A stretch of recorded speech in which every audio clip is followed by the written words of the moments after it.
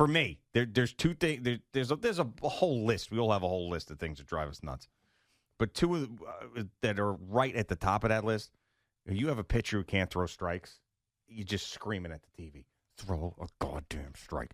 And another thing is when you have an NFL team that can't score and has all these opportunities to do so, and they can't do it. And then they're missing field goals, and then they're throwing horrendous interceptions at the goal line with a defender in your face. Let me just throw it up into the middle of the field for the hell of it. No.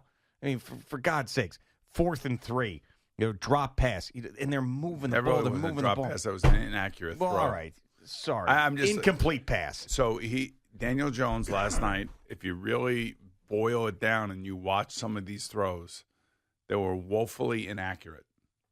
I mean, even one of the great things about Tom Brady and how great he was the accuracy in which he threw the ball. And sometimes it was low and into the ground because he wanted to protect his wide receiver, or it was high and away, the back shoulder throw that we often talk so much about. And then there's Daniel Jones, who has opportunity after opportunity to make a play or go through his progression, and sometimes he locks on the guys. And it may only be like 6 or 7 throws a game, but those 6 or 7 throws a game are the difference between scoring 7 points and 28 points. And he did it again last night. He did it in the red zone when B.J. Hill hit him. He has his running back wide open in the flat. I know that they're trying to run a play, and he's probably not looking at that running back. That running back is probably part of the camouflage of a particular play, and he's going to come back and he's going to throw a touchdown pass. But B.J. Hill killed the Giants last night. Yep. And he hits Daniel, and it ends up an interception. That 4th down throw to Slayton, the DB for the Bengals is right there, but the ball's behind him.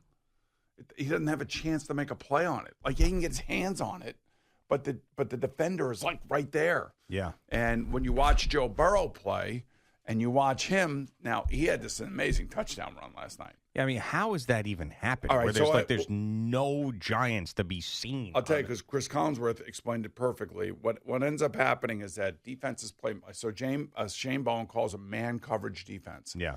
And when you have a man coverage defense and you have 5 men rushing, that means you have nobody to protect the quarterback. And if the quarterback, like Lamar Jackson or Josh Allen, I can think of, Joe Burrow is one of these guys, doesn't run as much, but you got to remember, he was an all-state point guard in Ohio, in the state of Ohio, as a high school player.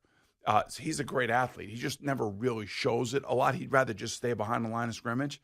But you saw that he read the defense perfectly, and he's got everybody on his team to the left side of the left hash, and 5 guys are rushing, and he breaks through and sees nobody there. So that's how it happens. It's the defense that Shane Bowen called, but by the way, their defense played great last night. The fact that you held them to 17 points. Yeah, I mean, that is an unbelievable defensive performance by the Giants, who once again, are victimized, especially at home, by a team that can't get into the end zone. Yeah, and Collinsworth also said, on that Chase Brown touchdown run to make it 17-7, it's like the Giants defense, they were there, they hung in, they played their ass off until it just finally broke on that run. It was after the 4th down play that the Giants couldn't convert. So, right. All of a sudden, all the momentum and all the emotion is out of that defense. And I thought the defense played really well last night. I thought that the Giants were competitive, and not that that's anything for an NFL team. But, again, just the inaccurate throws. And part of me, I don't know, maybe this is just me, and I admire Daniel Jones for his toughness, but I don't want him lowering his shoulder when he's running, especially with coming off of a knee injury and a neck injury. And Collinsworth was talking about it last night. He goes, did you know this guy had a knee injury? I don't know how many times he said it last night. Yeah. And I'm like, that's not what a quarterback's supposed to be doing. And I'm like, is he running to get hurt? Yeah, I mean, it's with all the injuries that he's had, basically Joe Shane told him, listen, the reason why we were trying to draft a quarterback is because you've been hurt so much, and he plays still with this reckless abandon. And you know what's extra frustrating, too, about last night is that this NFC East is not a good division right now. Now, the Commanders are much better than we thought, and they hung in there with the Ravens, but the Cowboys stink, and I don't think the Eagles are very good either. So the Giants had a real opportunity to continue to keep themselves in a conversation with the division, and they still are because I don't think the division's all that good. But a win last night, man, that would have gone a long way into making the fan base believe that they actually could have snuck into the playoffs somehow.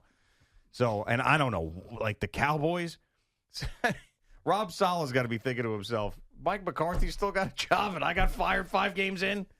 I mean, what the hell? I thought he'd be done by last night on Jerry's 82nd birthday. They get their asses handed to him in the way that they did. Yeah, well, woo!